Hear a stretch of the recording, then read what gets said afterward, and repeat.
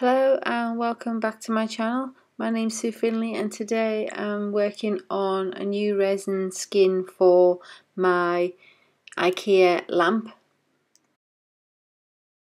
So to begin with, I measured the base and the top of the lampshade and then created this shape to cover the shade.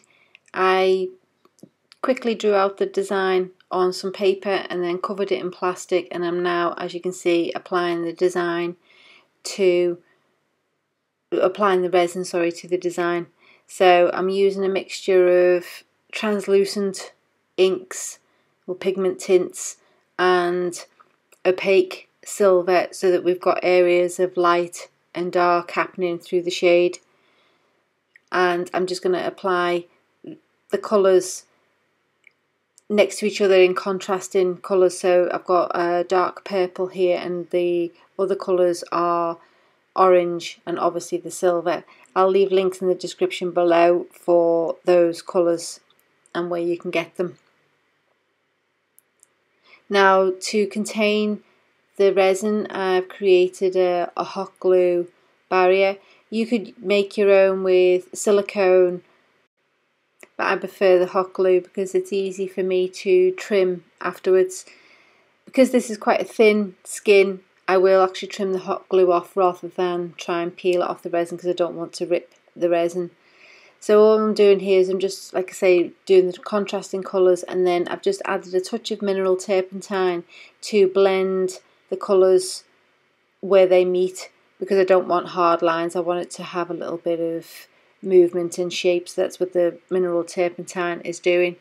It was then left to dry overnight, and now I'm coming back and I'm now going to glue the elements to the plastic shade. So I'm using a contact glue. This glue is Sally's quick grip crystal clear glue, and I'm adding it to the shade as well as the resin skin, and then I'm just going to leave it till it's touch dry and then apply the skin to the shade. Because I put some stones on here, it was actually a little bit more difficult to bend in some areas. However, I just used a heat gun to apply a touch of heat to those areas to just help with the bending process.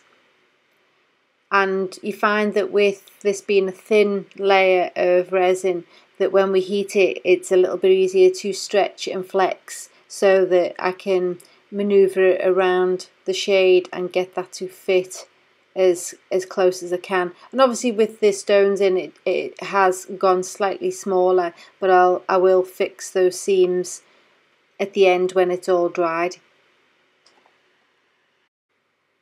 Be very careful how you handle this resin because it will rip quite easily, so just handle it very, very carefully, and using the palm of your hand, just apply pressure to make sure that that's well and truly stuck to the lampshade, and then just add the top and position it so that it lines up as well as you can with the lower layer. And as you can see here, I'm just squeezing the two ends together to get them a little bit closer, but we will fix those gaps in a sec.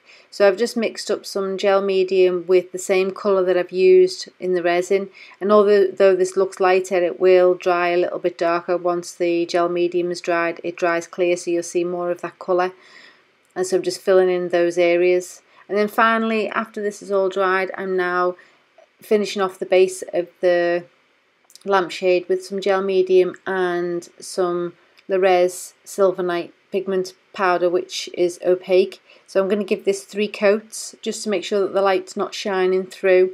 So it's a handy tip, just turn the light on so you can see where you need to fill in. So any areas where the light's shining through, just fill those areas in, because obviously you only want the light to shine through where the ink is on the resin.